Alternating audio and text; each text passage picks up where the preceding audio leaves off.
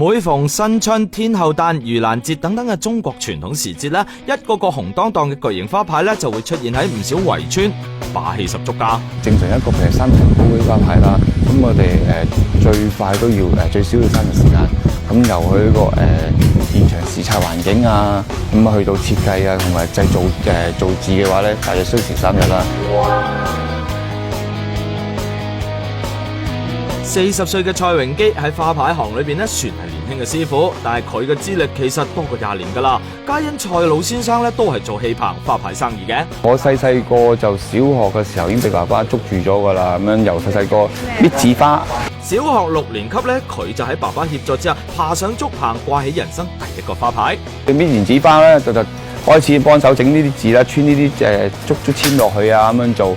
跟住就即係放咗學啊，有時放假咁樣就幫佢手咯。中3之後就冇再讀書，蔡榮基咧全職幫爸爸手。到咗蔡老先生退休，佢就接掌家族生意。爸爸用紙花，我初學做時用紙花，用紙花時做啲手全部爆晒嘅，因為啲草咧好吉肉啊，好痛㗎。蔡榮基積極咁作出改良，舊式嘅花牌咧就以禾稈草紮成嘅草繩為邊，然後咧將一朵朵嘅紙花咧插入草繩裏邊。佢咧就用木方取代草繩，並且喺木方上面咧釘上梯花，換走易爛嘅紙花。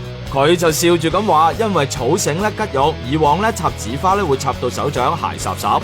嗰時拍拖啊，啲女仔拖，哇，你手唔拖㗎。